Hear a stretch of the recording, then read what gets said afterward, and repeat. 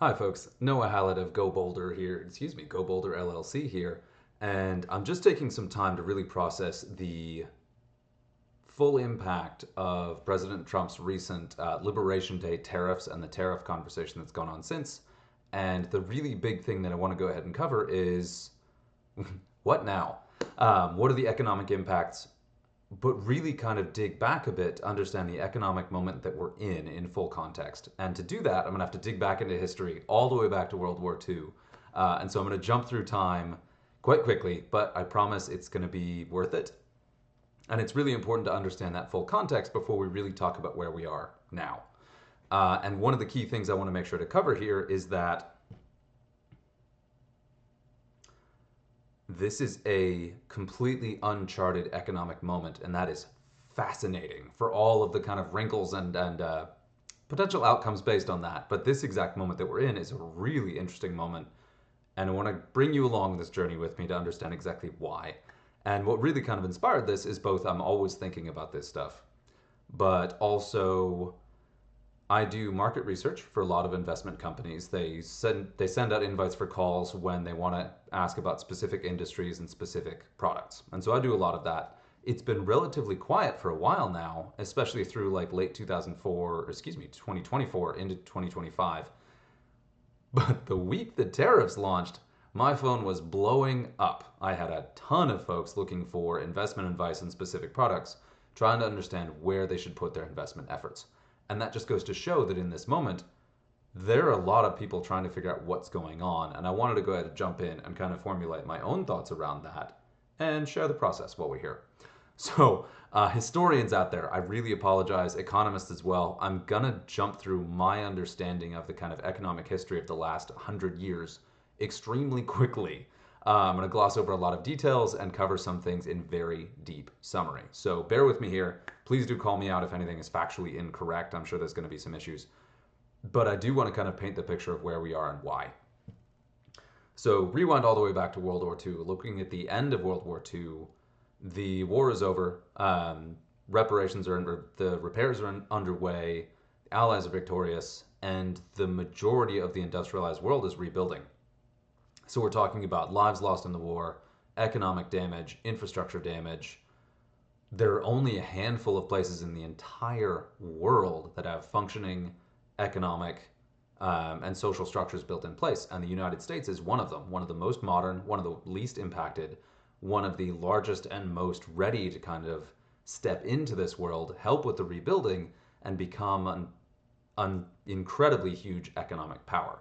Russia as well, but because of the geography and infrastructure of Russia, never really had the same strengths and advantages that the United States had in this moment. And this is a really key moment to pick on because you have a lot of industrialized countries in the world now that have caught up to that point where the United States was then, and more modern, of course, at this point. But it's important to note here that the United States had some geographic, technological, infrastructure, and workforce advantages that were completely unmatched any other time in the history of the world. And we're also looking at a time of incredible technological innovation and a lot of investment in the US infrastructure because of the war effort, and then also that transitioning to domestic non war manufacturing. This is a great article, goes into talking about how after the war, Americans were very willing to spend money, willing to buy goods, and how the manufacturing backbone of the country was able to switch from, right here, airplanes, engines, guns, into TVs and couches and refrigerators.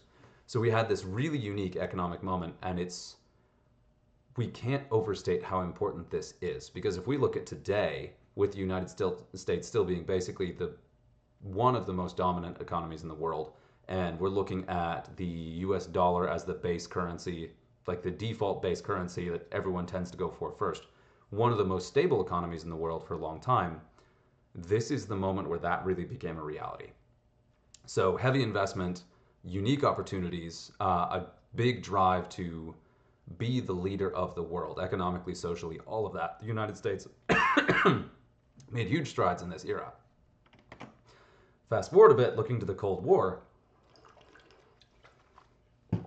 it got a little bit fuzzier, but during the period of the Cold War, which was a long stretch, the US economy remained incredibly strong, with some ups and downs, of course. And then the world generally fell back on a trust in the United States as a global leader, give or take, but an obvious economic leader in the entire world. So it was the go to economy to mirror, to work with, to trade with, to sell into, to buy from. The United States still had that unique role that it took at the end of World War II because a lot of the world was still rebuilding or modernizing or catching up with current technological advantages at a time when we also had very rapid innovation and investment, where a lot of things were moving very quickly. So even countries that were catching up to the industrialized age had to get further to actually catch up with the industrialized countries. Now, here still, much of the world has recovered by like the later Cold War era to the point where it's much less clear that the United States is the default leading economic power in the world. A lot of that is carried over from the era before and that backbone of economic strength before, and then a general trust in the stability of the US economy and the US dollar. Then we continue to fast forward a little bit further here, and we're looking at this is still the moment where, at the end of the Cold War, there was another surge for the United States, another massive advantage for the United States. And that's this moment in geopolitics that we talk about being a unipolar world, where with the collapse of the Soviet Union, Russia no longer becoming the USSR, but instead becoming Russia and a bunch of other states that have since split off, there was really no one left to stand one-on-one, toe-to-toe with the United States. At that point, the United States' power, economic, social, military, in the world was basically unquestioned. It is highly likely that at that moment, the United States could have behaved in any way it chose to, and there would have been nothing any other country could do. That's kind of a dark way to look at it, but that's the level of power and influence the United States had at that point, economically, socially, militarily. And then we get a little bit after that. So this is the point I really want to focus on. This was the peak of United States power and influence in the entire world. Really want to highlight that. We're still going from World War II, Cold War, there's bits of ups and downs, and then again we get this powerful economic victory after the end of the Cold War, and the United States is still standing tall, basically the tallest figure in the entire world, arguably in the entire history of the world. And then we get into a little bit of economic fuzziness here, right? So it's hard to avoid parallels to the fall of Rome, where the US was in such a powerful economic position that it would be difficult to continue to go up. There'd have to be this idea of like, we have to measure ourselves against a future self. There's no one to compete with, there's no one to challenge us necessarily, so it's really easy to fall back, and this is that moment where empires fall, right? Because they don't have that singular drive, they don't have anything big to focus on as a unified entity. And again, I'm glossing over a lot, apologies to historians and economists, but this is kind of the moment where the United States was supreme, and then this is where things started to backslide a little bit. This again is personal opinion, but this is where we really saw a major backslide in terms of investment in innovation, investment in research, investment in the infrastructure of the United States. This is the moment where if you look around most of this country, you talk about roads, bridges, freeways, highways, railways, most of the major economic projects, most of the major construction and innovation on large scale stopped around the 80s. We've got a ton of infrastructure in the United States that is 40 years old or older and really suffering for it. We have not maintained the same level of investment, the same level of wage growth, the same level of kind of like building on our foundations that we had prior to this point. And then we get a little bit ahead here to the Clinton years. And the Clinton years were the last time that the United States had a budget surplus. So we're looking at debt basically eliminated. Imagine a world where the United States had no federal debt and actually earned more money every single year than it spent. It is mind-blowing to think of that moment. But that was a major thing that happened under the Clinton era. Now, something also continued in the Clinton era that started in the Reagan era, and that was a general globalization of industry. As much of the rest of the world modernized and built up manufacturing and technical facilities to match what the United States had before or even had then, we saw a lot of production move from the United States to other countries. We talk about offshoring, outsourcing, sending major export centers to other countries. So rather than United States industries exporting goods to the rest of the world, even US companies then became importers of their own goods. So if you were building something and then selling it to people in the United States rather than selling it at home and then also exporting to other countries, you were importing it from other places. And shipping and production were so cheap in a lot of developing nations, especially China, that that made economic sense. And we saw another economic boom that popped up a lot, but there was lasting impact of that where we lost a lot of the manufacturing center in the United States. We lost a lot of that high-tech advantage. We lost a lot of that innovation core that was central to the United States economic superiority up to that point. Again, we look back to the eras before this, and we're talking about the United States having this like uniquely powerful position, being the most advanced, the most financially successful country in the world, hands down. And now we're outsourcing that innovation, we're outsourcing that production, we're outsourcing those jobs. We saw lasting economic impact of this, and both Reagan and Clinton and everyone since has really kind of accelerated this.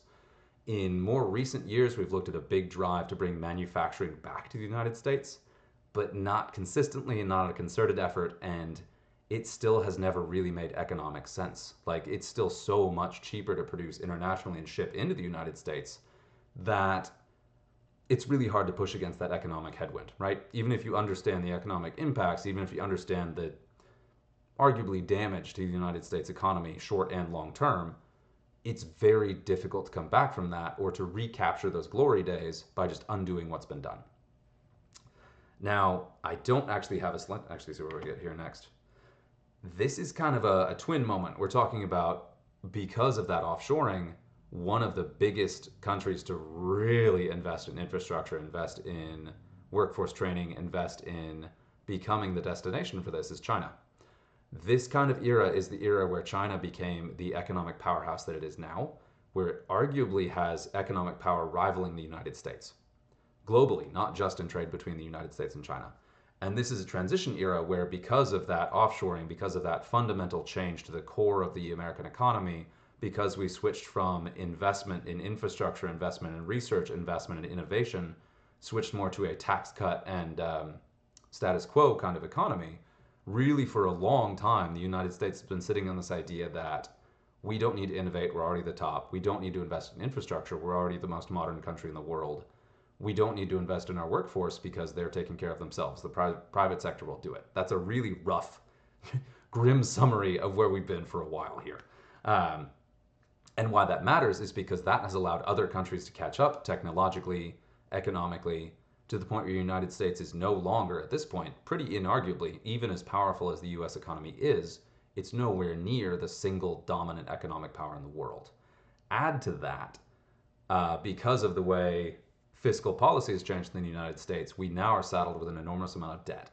That debt is largely owned by other countries that we trade with, and that debt is only really secure or safe as long as we're on good terms with the countries that own our debt, so that they don't call in our bills, call in our bluff, and this is where our economy is getting squeezed year after year after year. And so the United States is falling into this pit of debt, losing that innovation advantage, losing that infrastructure advantage, and that's been going on for a long time.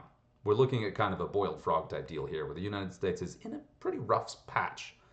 And a lot of people are aware of that in different ways. They're approaching that in different ways, and they're trying to fix that in different ways.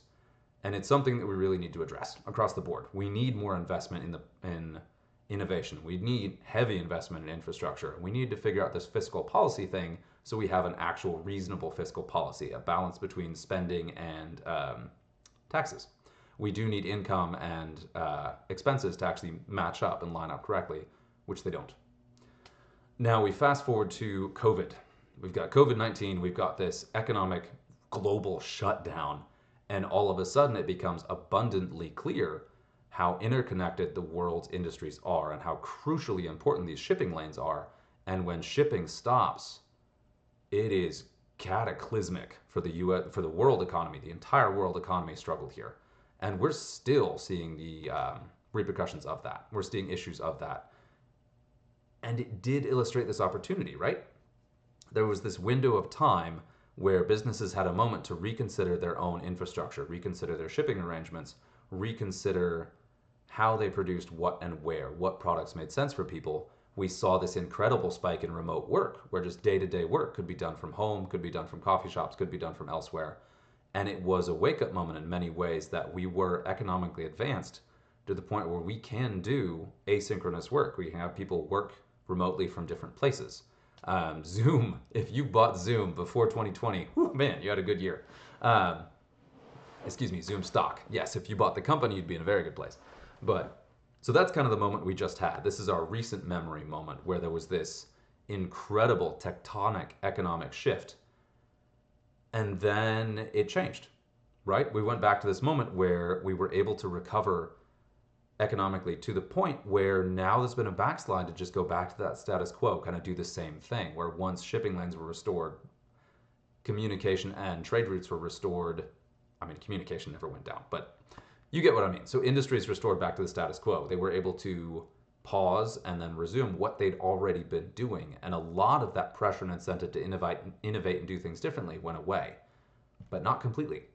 And so we're going to touch on that a little bit at the end here, where I'm talking about the current economic moment, the current business space, the space where people are, or where certain industries and businesses have just an incredible advantage, and kind of what we learned that we should make sure not to forget and be paying attention to. So we're looking at this. So we're still in this moment where China is this incredible economic power. The United States is deeply in debt and reliant on basically every other country in the world to provide us stuff. And then one of our major exports is agricultural goods, is food, soybeans, rice, corn, the things that we export to other countries, oil. These are the things that the United States still sells almost entirely in the hands of very large international companies who are out to make the most profit for the least possible cost. They really only produce these things in the United States because there are geographical things about the United States that are uniquely good for producing this stuff. That massive farmland, that massive rural area, that farm workforce, the spaces where you can actually get and produce oil.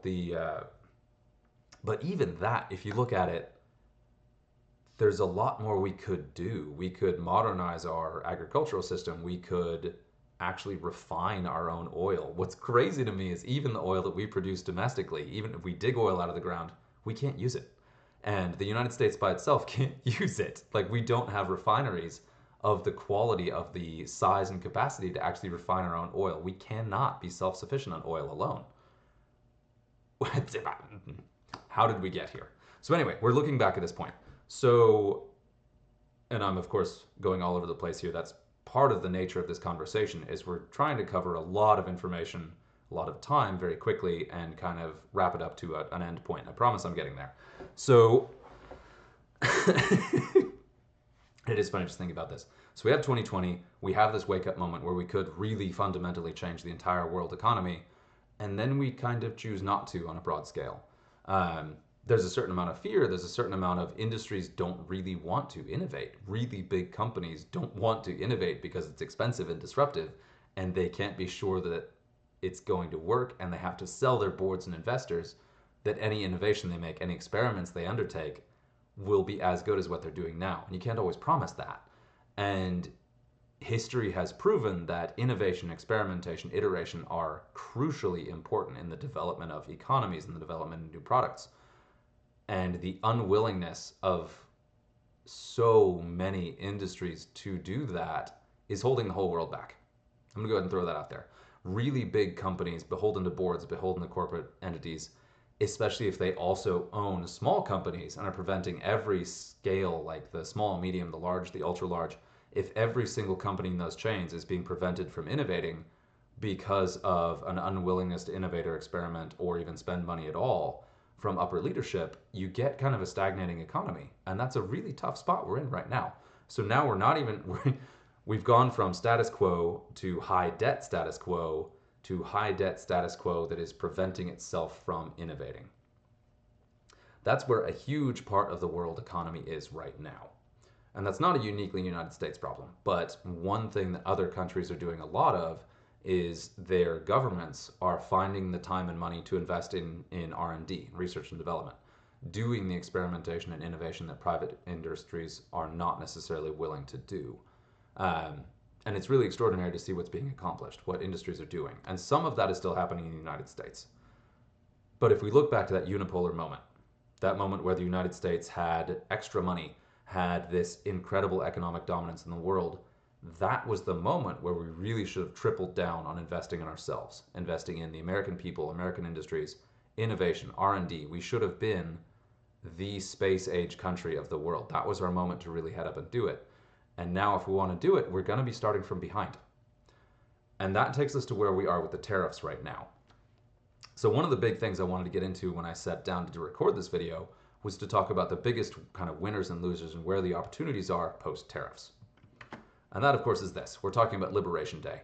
And to rewind to what we've been looking at here, I want to be very clear that the intent behind these tariffs is not the worst thing. I want to be clear, regardless of what part of the economic or social or political aisle you fall on, the idea that the United States needs to be more reliant, that more industries need to move back to the United States, the idea that U.S. needs to take a more direct role in our own production of our own necessities, that makes sense. That's logical. That's fine.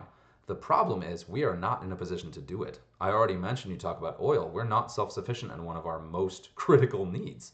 You talk about food production. We're not self-sufficient. You talk about fertilizer. We're not self-sufficient. There is no industry right now where the United States is truly self-sufficient. You think about IT, you think about tech. Both of those rely on raw materials and parts produced and assembled internationally.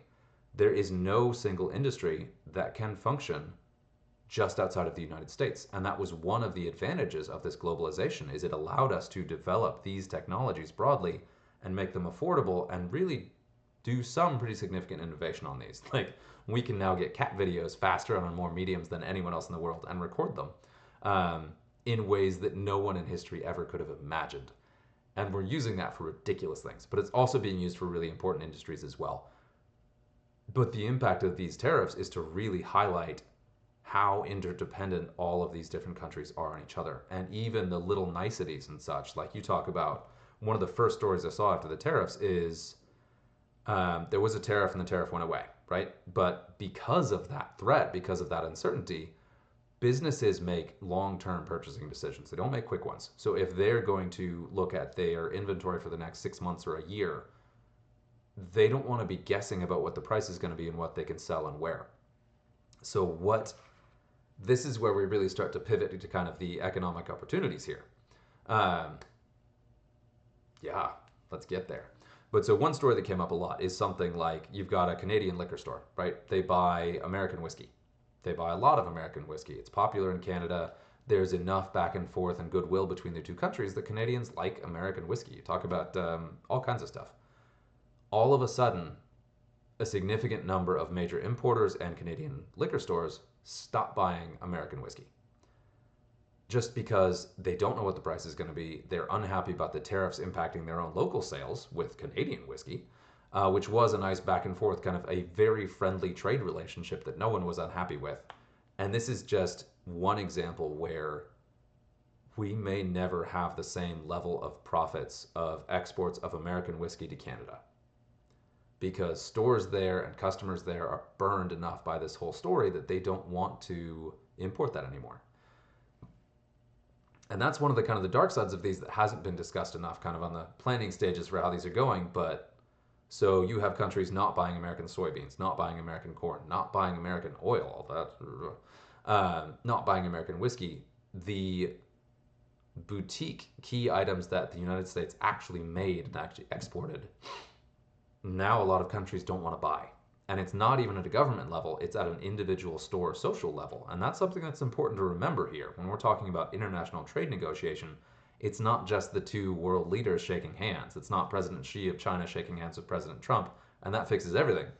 You could have individual factories, you could have individual populations, individual cities, just making their own decisions here, and they would make them based on economic sense, where it's like, we want to make sure that we're getting the products we need in a way where we're going to know what those prices are going to be long term, where we'll know, are there going to be tariffs? Are we going to pay more? Is it going to be different this week versus next week? We don't know.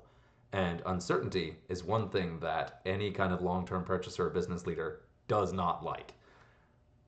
So that's the moment we're in right now. And the reason I'm getting to that, the reason I'm talking about that, is when Canada decides to stop buying United States whiskey, maybe they quintuple or get 5 times as much whiskey imported from Japan. Maybe they get more scotch from Scotland. The thing is, there are a lot of alternative trade routes for this stuff. You talk about Starlink, Elon Musk's satellite internet service, which I've been a huge fan of for a long time, because I grew up in a rural area that didn't have great internet access even in the last decade. You're talking about the last 5 years. My parents finally have high speed internet because of Starlink, and they turned it off. Just because there's just so you can't trust this stuff necessarily. And then all of a sudden, there's a French telecom company that no one's ever heard of that gets 100 times bigger in a week because they are a viable alternative to Starlink. And it's one of those cases where if there's uncertainty about imports and trade with the United States, you have to find somewhere else to source these products. And the reason I started this whole video talking about that unipolar moment, that economic dominance moment of the United States, is that in that era, the United States could have done something like this and probably gone it alone and actually, on some level, comfortably won this. Won in terms, if it's just a zero, like an actual contest, a one-on-one game where there is a winner and a loser. If it were that simple, that is the moment where we really could have done this, where United States manufacturing, United States products, United States goods were indispensable enough that they wouldn't just be replaced elsewhere. Now, though, the world is so much more economically balanced, so much more socially balanced. Industry is spread all over the entire world. And because of offshoring, because of these manufacturing centers being moved abroad, a company that makes microchips in China could just choose to sell them to another company instead of selling them to the United States. They could sell them to Russia. They could sell them to India. They can sell them to, South Africa. There are so many other markets to sell all of these goods that losing the United States as a market is not the death blow that it would have been at some point in time. Which gets us again to that opportunity. And this part kind of hurts because I'm an American, I'm a proud American. I really appreciate the economic strengths of the United States. I want the people and economy and businesses of the United States to thrive. I want this to be a healthy, happy economy that works for everyone. That's one of my big kind of approaches here. And right now, the biggest economic opportunity is selling within the United States. So if you are able to produce something that you were producing abroad, you produce it in the United States. If you can do it without it being phenomenally expensive, this is a great moment for you. You can potentially corner a market you couldn't have done before.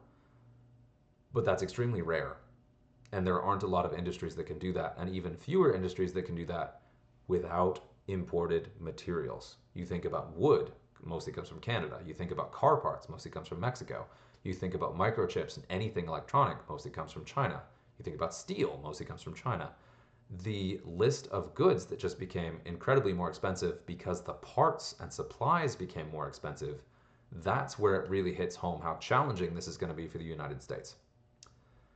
And all of this is not going to make labor costs in the United States cheaper. It's going to make labor in the United States more expensive because it will be even more needed. So everything about this makes US goods harder to get, harder to produce, harder to sell, and more expensive. There are some economic wins here, but there are a lot of costs. And this is where some of the other stuff we're going to talk about at the end really comes up. So let's step back for just a minute. And I want to focus on some of the technologies that are really changing the world right now. And I touched on this in that COVID-19 bit, that 2020 moment, where we were talking about how it was a moment to reinvent the world economy. And we saw a lot of distributed work. We saw people move to different places, continue to work together. We saw remote work become broadly available, and you built collaborative partnerships with people in other places. But one of the other things that's been kind of a sneaky, really incredible innovation in the past decade is 3D printing. And we've gone from a bit of a novelty and something you use just to make toys to we're at the moment where a 3D printer can print food. A 3D printer can print car parts. It can print living organs. It can print fully pre-painted, highly detailed models of an organ for science studies or medical classes or medical training. And then you get into things like virtual reality, like 3D rendering. You can do a virtual heart surgery now. You can have the headset on and have that full 3D engaged hands. you can actually perform an entire surgery, a practice surgery, entirely virtually. The technological moment we're in is just incredible, and one of the core pieces about that is it's location agnostic. If you're able to produce things in a sufficient quantity, you can use 3D printing, you can use this distributed manufacturing to make it wherever you are. So if you can't get goods from another country anymore, you can make some of them locally, as long as you have the raw materials. If you need some extra parts, you can actually source them locally. If there's a local fabricator or a local 3D printer specialist, a lot of them can do things they couldn't do before. And then a lot of the tariffs are related to how things get where they're going. And we already saw things like shipping costs are high. So even before all this tariff talk, if you wanted to ship something from the United States to the EU, that usually was slow and expensive and took a long time. But if you can have a partner in the EU where you have a US product that you've designed, you work with somebody there to go ahead and make it in the European Union, then you have a much more stable business model where you have an expansion into Europe, you have an expansion to Asia, you have expansions into other continents because you have partners there who are able to replicate what you're doing in the United States without shipping, without international shipping, without shipping across oceans, because you have that decentralized production. At the end of the day, we're in an economic moment where a ton of industries can operate that way, where they don't have to be tied to a specific country, they don't have to be tied to a specific region. They're able to replicate each other's business model globally. And that was a bit of a tangent. I'm going to go ahead and do another tangent and talk about some of the really disruptive technologies that are on the horizon. And 3D printing and AI obviously are two of the really big ones. With AI being able to tap into that highly remote, highly virtual, highly digital space, we are able to work incredibly quickly on very complex tasks now with effective use of artificial intelligence. And that's why a lot of companies are investing in it, although most of them, to be blunt, went too far too fast. If you've been using Gmail or Google Photos, I'm pick on Google here. If you've been using Gmail or Google Photos anytime recently, they switched their AI assistant and it has flat made everything so much worse. The Google email search used to be very, very good. I could find any email I needed right away. The Google Photo search used to be excellent. I could find anything I needed really quickly. Now I use the AI assistant and it barely functions. I have a very hard time finding the actual pictures I need. Like I want to find a picture of a tree from a certain year. It's much harder to do that now with the AI tool than it was to just do it in the previous system. So it is very important to note, and this is for investors, for anybody out there considering AI, it's very important to fully consider where the AI tools are now and look really closely at the tool they're replacing and make sure that your current form of AI is better than the existing tool. That's important. Just investing in AI everywhere all the time is not a good model until your AI is ready to actually compete and outstrip what was there before. I think I talked about this not too long ago. There was the, what was it? The 2 stars rule or something like that, where any product you make has to be at least 2 points on a 10 scale better than the current product on the market, or you're not going to disrupt it. You can't just match it. You have to be better. That's less true with something like tariffs and distributed production because the thing on the market may be much less on the market than it was previously, and then there's a way around that. But generally, it's a good rule. Whatever you're making and investing, if there's a key competitor on the market you're working to disrupt and displace, what you're doing has to be better than what they're doing on some level, not the same. Anyway, let's keep on going here. So we're going to touch on, this is AI, I talked about that a little bit. This is just a little glimpse of some of the AI tools out there. And for me personally, I work a lot in Salesforce, I work a lot in Gainsight. The most valuable thing that AI does, in my opinion, is very quickly analyze data. A good AI assistant that can go through all of your customer data, go through all this different information, give you summaries, find information you need quickly, clean up your data. That is incredibly helpful. I cannot even tell you how many industries and individuals and careers and jobs and companies are held back by messy data. Messy data in any place, contact information, addresses, billing information, product information, what products a customer has, like all of these things. If the data is a mess, you can lose a lot of time from individuals day to day that adds up. That AI can really clean that up very nicely if it works, if it's good. And to talk about some other disruptive technologies, these are a little bit further down the road, but I need to make sure to touch on them because they're coming and they may come sooner than we think. But even if they don't, we're still looking at some of the most disruptive things that could possibly happen in human history. And this, stepping back a bit, we're talking about the importance of the United States and now any economy in investing in innovation, investing in R&D, making sure that you're at the forefront of this research. So when these products hit the market, when they completely fundamentally change the world, you want to be the leader. You want to be the home, be the host of the companies that are really running with this. Quantum computing is huge, and there's a lot of complexity that goes into quantum computing. You could sum it up as a plain old box versus a box with Schrodinger's cat in it, right? The cat could be alive or dead at the same time. That's a terrible analogy, but it's something like that. To really get this down here, let's talk about this.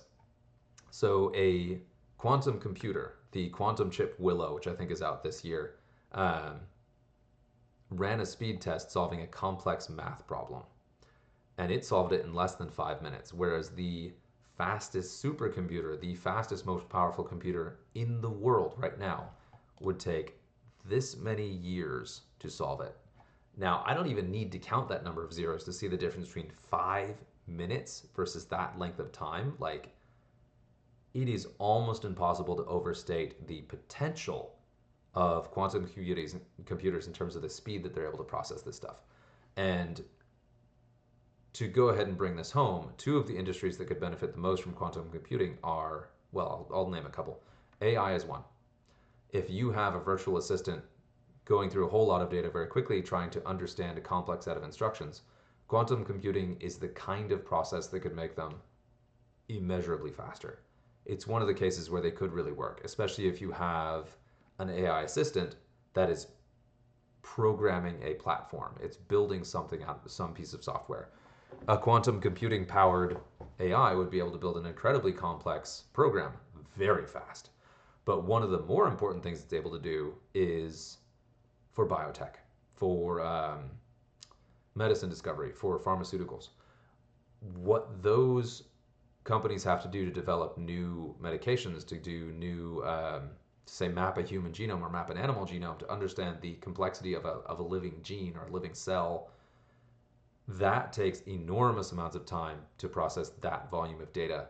The speed that quantum chips will be able to process that will open up an absolutely mind-boggling change in how quickly we're able to understand the living world and then adapt our pharmaceuticals to that. Chemical analyses, if you're looking at different chemical properties, metallurgy, if you're looking at the properties of different alloys or different metals mixed together, those are all areas where quantum computing is really, really going to change the world when it's out. And here's the thing, is that it is technically out. The biggest challenge, as I understand it, is that it is tremendously fast and very powerful. But the biggest problem with quantum computing versus supercomputers now is that quantum computers can make mistakes. And a lot of the development now is making them a little bit more stable, potentially slowing them down a little bit, but for the sake of making sure that when they do that 5-minute calculation, they give you the correct result every time, instead of having to redo it 100 times to make sure you got the correct result. It still is a very exciting technology, and again, if there's a breakthrough, could be ready sooner than later. Like again, there are prototypes in the field right now, where Google has some of these that can actually work. It will be a long time before, probably 10 years, give or take, before it is mass market. But even before then, the companies able to get access to this stuff early will be able to revolutionize whatever industry they're in.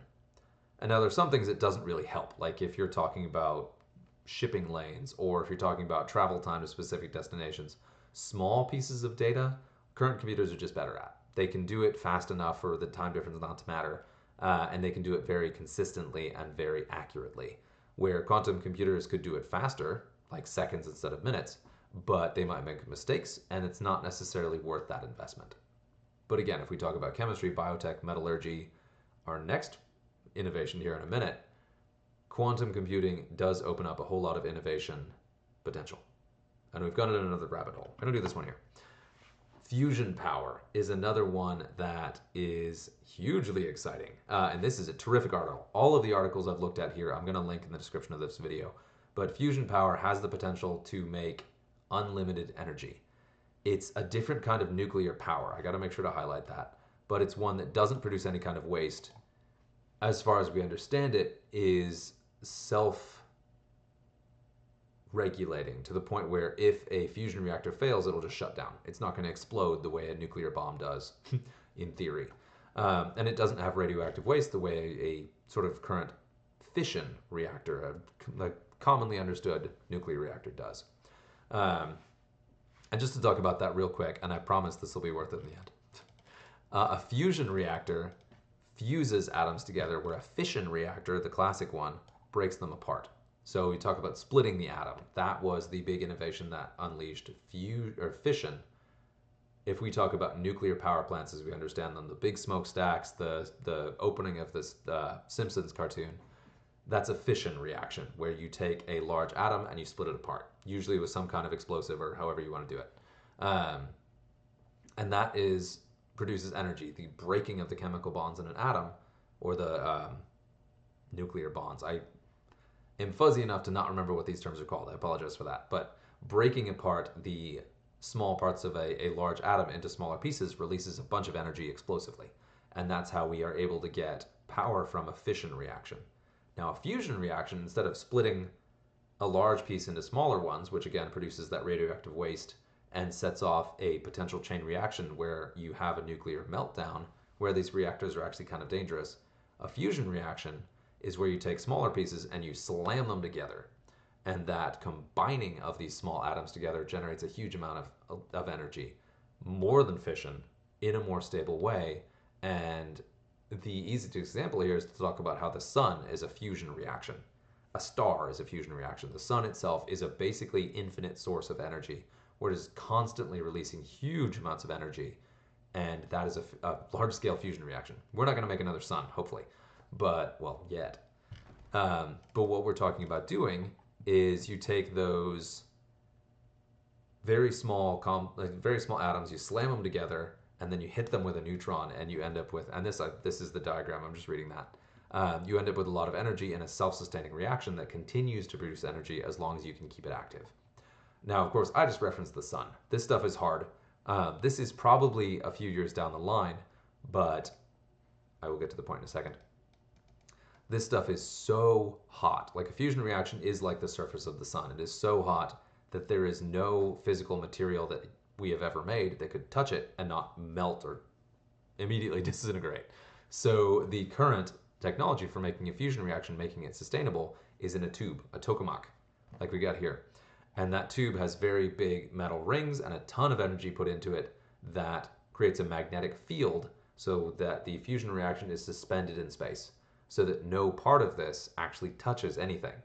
And that's where we're able to produce these temperatures and this amount of energy in a way that we're able to maintain. And we've demonstrated this, where it's been fun to watch over the last couple of years, where the big experimental tokamaks out there, because there are functional fusion reactors out there on some level, they're able to go from producing a fraction of a second of a fusion reaction that's still long enough to measure a sustained fusion reaction to multiple seconds, to several seconds, to I believe we're up to quite a few minutes here, where we've actually, let me actually check this. But the goal is to make a sustained fusion reaction that can stay on indefinitely. And so it could continue to react, it could continue to produce extra power. And the theory is that fusion works in a way where it can produce basically unlimited energy and produce more energy than we put in. That's the key too, because if you talk about nuclear power or oil, it's finite. You put in the fuel source, you use it up, and then it's gone. You have to start over. With fusion, if you don't have to replenish the fuel source, or at least takes a very small amount to replenish versus what you get back out, it is a complete revolution of power in the entire, like, our whole world is going to be completely changed by this. Let's see. Current record for sustained fusion reaction. Sustained fusion. Apologies for looking this up in the middle of a video. It is pretty funny because of where we're at. The current record is 1,337 seconds, which is 22 minutes. And that is the latest one, surpassing the previous record of 1,000 seconds. Now, 300 seconds sounds like a silly number, but if you're looking at, we're talking nearly half an hour. where last year, I think it was, there was this incredible fanfare over being able to maintain this reaction for like a fraction of a second. Like we're talking about 0.3 seconds or something. People lost their minds because it was proof of concept that you can actually make these reactions happen. To be able to do it for almost half an hour and consistently get more energy out than you put in is absolutely huge. And the reason I'm talking about this now, the general idea is that this is still 20 years down the road before we have commercial fusion reactors. And that's because these things are complicated and expensive to build and they take time. But the holdup here and why all of these labs keep having these different scales of how long they're able to sustain this is they're all doing different math for the magnetic field, how much energy you put in, how to exactly structure the field, what materials to use, what fuel sources to use. And these are all things that are constantly being experimented with, and they are constantly being put through computer modeling to test them before they're actually built, because it's expensive and slow to build this stuff. This is a case where if quantum computers are able to tackle this problem, they'll be able to iterate and find us stable magnetic fields for fusion much faster. Or at least experiments. They'll say, well, this has an 80% likely to work. This is an 82% likelihood to work. They still will give us things to actively test and skyrocket development in this area. Likewise, AI and quantum computing take a lot of power. And if fusion beats the development scale there, then that will also skyrocket development of those as well, because they'll provide the resources needed to maintain these very demanding high energy products. Why am I talking about this? Because again, at this exact moment, because of the way the world is structured, because of the way we've got international trade, because of geopolitics, the most likely disruptions in the world market, the economic scene, are going to be technological innovations. Not a world war, unlikely. Not out of the question, but unlikely. Probably not a major country change, probably not a discovery of aliens, but who knows. So the next round of major technological innovations are going to have a more broad impact on the economic future of the world than anything else. That's why I'm looking at these ones, because these are the pie in the sky, the big things out there that will change everything. Now we're going to zoom back a little bit. We're going to make it a little bit more reasonable. Ooh, excuse me. That was the wrong button. I talked a little bit about centralized versus decentralized manufacturing and why that's such a big deal. And now there are advantages of centralized manufacturing, where if you have a huge factory, you're able to make something bigger, like a car, like a steamship, or steamship, God, what am I talking about? Oil tanker, or a cargo plane. All of those really large things can't necessarily be built in a decentralized area. You just need a big facility to build that stuff. The parts that make them, though, can be made in distributed areas, and the supply chain to build those historically has been one of the biggest limiting features in developing these really big things, is you have to set up a deal to get, like, say for space shuttles, you need to get the heat shields from a specific place because they have to be very exacting standards. Say the lens of a telescope, you can only get it in specific places. Those things still are probably fairly limited. But that's just one example where if you need high quality parts to specific specifications to fill in the core pieces of certain products, it is easier than ever, and getting easier, to source that stuff from different places. It doesn't have to be China. It doesn't have to be the United States. It doesn't have to be Iceland. You can find a way to make these things basically anywhere. And some products can be decentralized, and if we were talking about the single biggest market opportunity right now, small to medium to large scale decentralized manufacturing is massive. If we're talking about building scale 3D printers that can print a building that you can pick up and move to a different place and print a house, or pick up and move to another place and print a factory.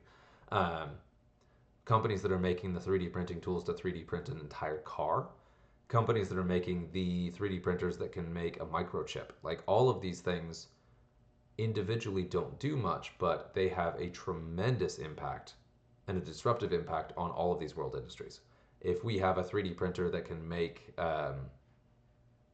heart transplants, huge. These are probably the single biggest winners of the tariffs, the biggest winners of the current economic moment. The freedom to make crucial, irreplaceable parts anywhere in the world is a massive boon. And I'm saying that because that's also true of within the United States. If the United States is looking to replace some of the manufacturing sources that we don't have, if the United States is looking to backfill some industries that we don't have, 3D printing, distributed manufacturing is going to be a core piece of how we can fill in some of those gaps. It's huge. I cannot overstate how powerful of a technology this is, and it's even easy to overlook it because if you pick a 3D printer, you're not necessarily gonna, if you picture, excuse me, you're not necessarily gonna see in your mind a icon large scale 3D printer that can be put in a spot and build a whole row of houses. Um, you may not immediately picture the 3D printer that's complex enough to actually make a car in one sitting without bringing in other parts. Um, it is extraordinary how far the technology has come in a short time. And I think that a lot of investors and marketplaces are still not fully aware of that. So that's my number one pick as probably the most currently disruptive technology right now is that 3D printing for all of these different things. Excuse me. And now let's talk about this. Centralized manufacturing, I'm going to go ahead and run through this. All manufacturing processes occur in a single location. Allows better quality control and oversight of the entire production process. That's true. But that is in part because of limitations in the technology, where a lot of the time manufacturing facilities previously have been built where the tools that make the different parts are unique. They're custom built for that location. That's really held back manufacturing, and that's one of the reasons it's difficult to just pick up and start, because you need to design, test, build, then mass produce the actual physical machinery that builds your thing. So the factory itself is an obstacle. But if you have very good modular 3D printers in that category that can adapt to your needs, which is where we are right now, then that takes a huge part of the weight off of that specific obstacle. Then we talk about economies of scale. If you're talking about that, yes, like if you have a small 3D printing case, maybe you need like a house, maybe you need a small warehouse. You don't need like a large commercial factory size location to work in that. So that's one of the advantages of centralized manufacturing. But decentralized manufacturing could accomplish the same thing if the product is small enough with a dozen houses, a neighborhood, or a few different locations within a city, where a centralized location would have to be a space where that volume of real estate is big enough to make sense. So there are a lot of advantages to decentralizing this, but then you have to transport parts between the locations. There's a lot of things that go into that depending on the product. But advantages, economies of scale, we talk about producing a large amount of stuff with high quality, consistency, a lot of QA quickly. Standardization, if everything is being made on the same tools in the same place by the same people, you can be sure that your things are going to be fairly consistent. Again, taken care of by the quality of the 3D printers you're able to source out and the instructions you're able to give out. That, of course, is something you'd have to test. Efficient resource utilization. Well, that's arguable because it is true. So you can order like a lot more bulk resources instead of distributing them elsewhere. It's one shipping cost instead of a bunch. But there's a scale issue there where the bigger bulk of stuff you order, the more expensive it is, the more vulnerable you are to not getting it. And then the fewer options you have to get it, because you can only get it if you can get that scale delivered to your location of the quality that you need. And that does actually hold some production back. So that's actually a downside as well. Simplified supply chain management, that is true, but like we just said, vulnerable supply chain, where if your one shipping supplier that can get you what you need to your spot has an issue, you can't replace it easily, and it takes time to do that. Specialization is both good and bad, and also I think one of the areas where the 3D printing revolution actually helps kind of compete with this, because the reason specialization is so important is you have that human expertise, you have that product expertise that's needed to make something, but that's important if that thing is hard to make. If you have a highly technical group and you have a very powerful tool like an AI quantum computer powered 3D printer, you're able to compensate for that. And actually, instead of relying on specialization, you're able to adapt and change the design very swiftly and pivot much more effectively than a centralized production facility can. Lower administrative costs. I mean, yes, that's true, but that's a We'll call that corporate speak, which of course is a priority. It's a thing to think about, but I think that's probably the least of the strengths and benefits here because you can also have low administrative costs with a distributed workforce or production force as well. Disadvantages, greater vulnerability to disruptions. Like I said, if the only way for you to get the resources to make your production is a shipping tanker of a certain size, then you have to be in a place where you can have access to ports that can handle ships that size. So you're talking about narrowing down the locations in the world where you can actually operate dramatically, especially if we're talking about cost. You could be in Boston, but it would be thousands of times more expensive than doing this in Myanmar, for example. Higher transportation costs, yeah, and that's the thing too, where we're talking about that scale. Like if you're renting an entire tanker, that's going to be more expensive than renting 100 trucks, probably. I actually don't know that, but probably. Lack of responsiveness, ooh, and that I just touched on that with the specialization piece. It is difficult for a very specialized, very large manufacturing center to pivot. So much time and money and specific infrastructure is built into building that factory that way for that product that if that product stops working, if you can't get the parts to make it anymore, you can't just start over. You can't pivot. You can't choose a different material. It doesn't have the flexibility to actually change from that. So that's a huge downside. And that's one we really saw in 2020. Actually, all of this is what we saw in 2020, where it was very clear that centralized manufacturing may not be the best idea. Yeah. Limited customization, similar to all of that as well, where because it's so specialized, it's very difficult for you to change and pivot and make variations. Where if you have a couple buttons you can hit or a couple tweaks you can change in the template, the computer template for a 3D printer, you can do a ton of customization. You could basically do everything made to order with some specific variations that you can adapt to on the fly. Higher inventory costs, yes, because if you're making more stuff and then stockpiling it, you have to store it, you have to have a storage space to store it, and you just end up with more stuff, and then that hurts a lot if for whatever reason you can't sell it. And that's also important too, because if you have such a large amount of the stuff that you can't ship it in a small, like if you can't ship it in 100 trucks, that holds you back. And then we talk about decentralized manufacturing is a production model where production occurs in multiple locations, meaning that manufacture is distributed between separate facilities. And there's a broad scale of what that means. That could mean you have 3 factories on 3 cardinal points of a city.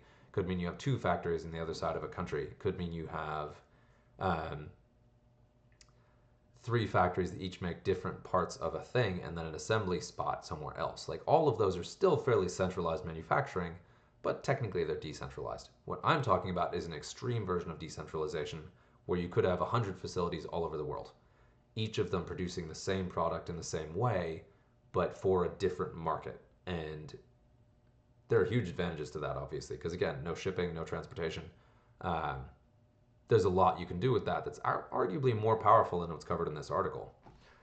Can be owned and operated by multiple companies, so you have a little flexibility, including suppliers, contract manufacturers, all of that.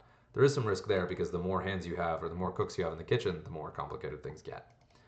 Advantages, greater flexibility and responsiveness. We talked about the pivoting. We talked about being able to adapt to supply chain. We talked about being more flexible with shipping and customization. Lower transportation costs, reduced vulnerability to disruptions, customization. If we talk about the current market for basically any good, you talk about a sweatshirt, you talk about a hat, a mug, there's a huge demand for customized products, small scale, so a specialized factory doesn't even want to deal with that. But a decentralized market could easily be like, hey, we have 4,000 people who want unique mugs. Let's get our facilities going. We can make this work. And yeah, there is maybe, you probably will see a higher cost per product, but to give people the customization and exactly what they want is still probably going to be worth that, depending on how much of a cost we're talking about. Reduced inventory cost, because if you can make things custom made to order, you don't have to keep a backlog of inventory. And then supporting the local economy. That's a really important one, and one that probably can't be overstated. That's huge.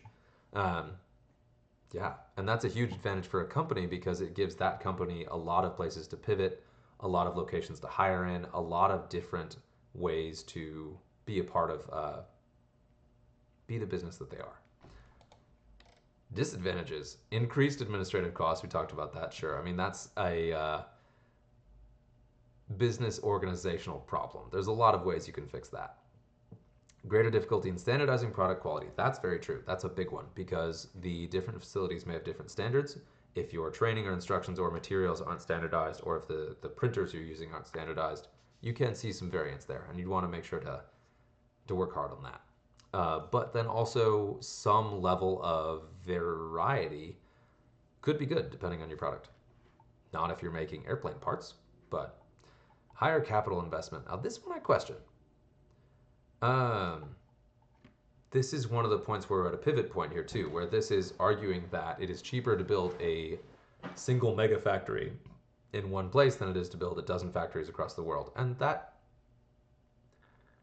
depends on the product, depends on the business model, depends on the volume, but I would argue that's probably less of a problem than it is now. Now, this is probably thinking of you have your specialized custom built machinery for that factory, and that's a case where obviously your centralized manufacturing is going to be much, much more efficient.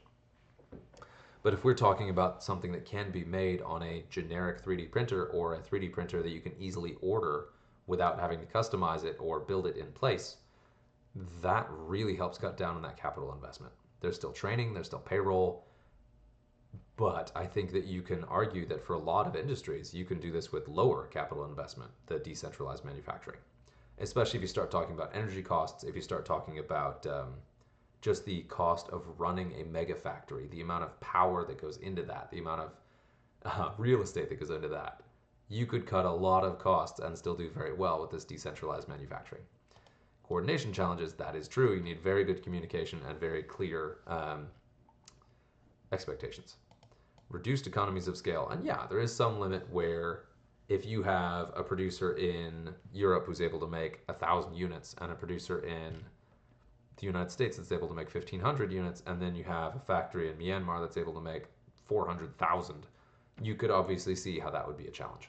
But that again is a matter of knowing your market, knowing your product, and it is still scalable because if you're doing the decentralized piece where you're able to order the manufacturing devices like 3D printers to meet demand, you could actually fairly easily scale up that production depending on what the product is, of course.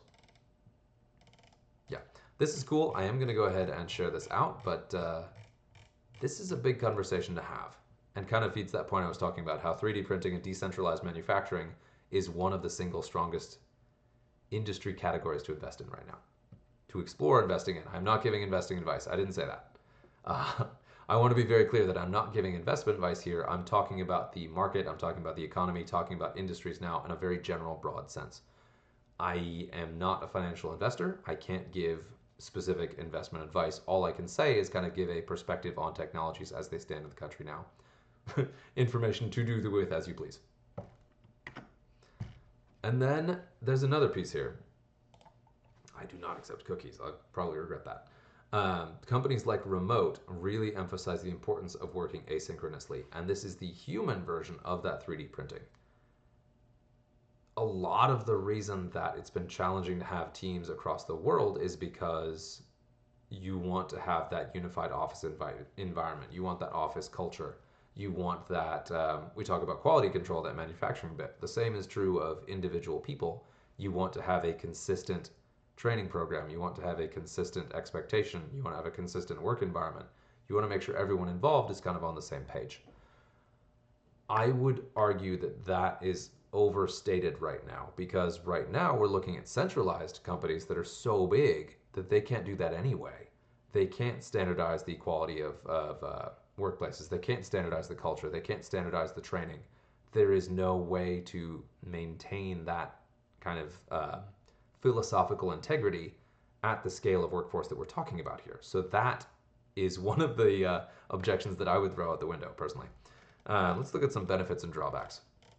And if you haven't looked into it, Remote is a very cool company, but one of the things that they recognize the most is the value of having people in different time zones. And thinking about this, most of my background is in SaaS, software as a service. A lot of that is you end up with very, very well-trained and knowledgeable and really high-end service people locked into specific time zones, whether they're Central Time, Eastern Time, Pacific Time in the United States.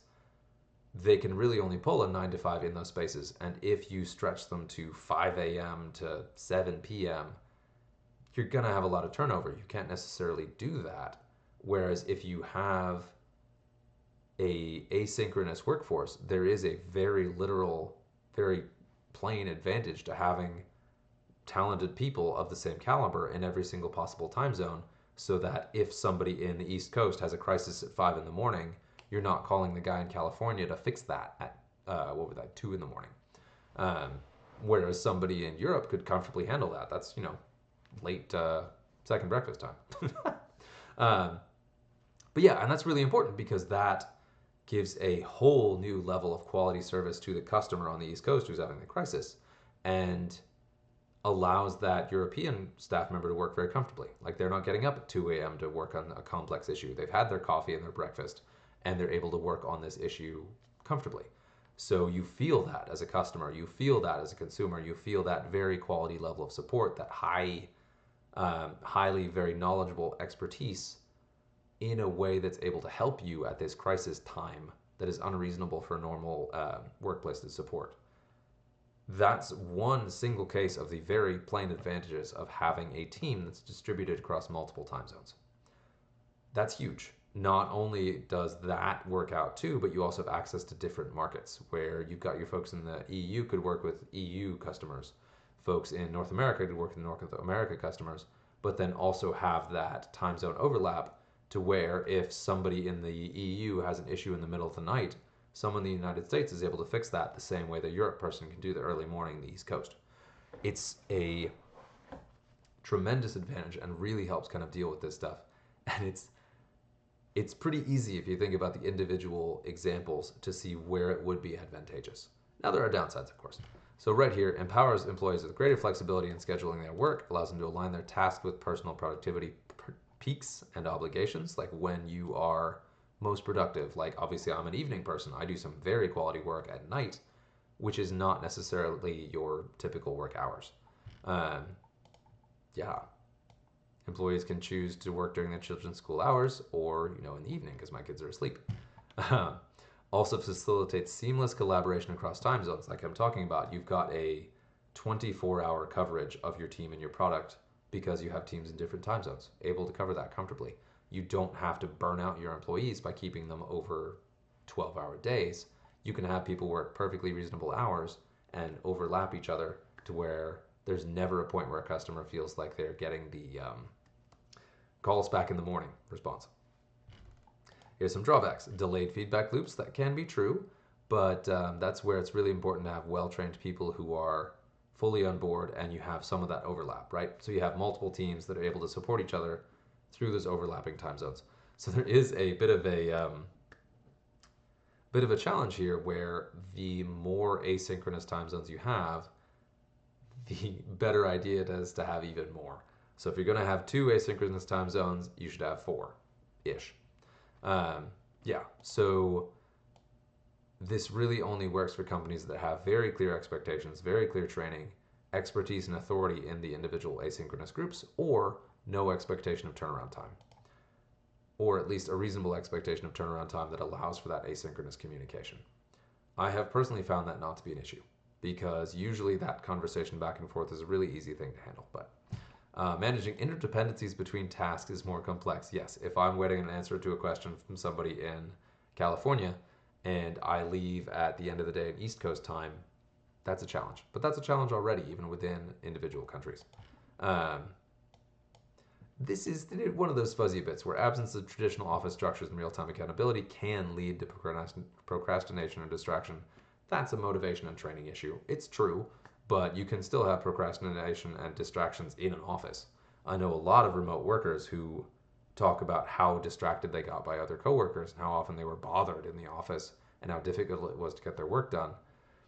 I didn't necessarily feel that, but I see that certain types of work and certain individuals would have that. So this is a point where this is a very common complaint from folks that don't appreciate async or remote work. And there's something to it, but it's not the absolute point it's often presented to be.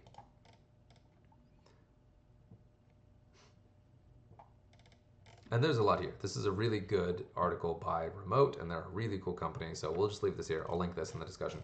This has been wide ranging and wild. So I want to go ahead and leave at the point here that if we're looking at the tariffs, if we're looking at the so-called trade war that's going on right now between a lot of countries in the world, um, this is a completely unique market moment because we're looking at a time where we're totally reinventing the current geopolitical and economic scene in the world, where this is the first moment where the United States' absolute economic superiority isn't just in question, but it's one of those cases where there are a number of different economies in the world that can compete head to head with the United States. And that is exciting. That's a little bit frightening. Um, yeah, so this is a very good time to be exploring disruptive industries, to be exploring multiple countries and time zones, and to be exploring some of these supply chains that are building themselves now. Either ones that were small and tentative and are now solidifying to kind of redirect goods and services from different places to others, or even just industries that are coming in to replace ones that have historically been based in the United States. The example I gave of the French company that replaced, or excuse me, the French company that's now seeing a lot of publicity and popularity because they are the other viable alternative to Starlink. That's an example of a company that would be a red hot spot to watch right now. And there's a lot of that.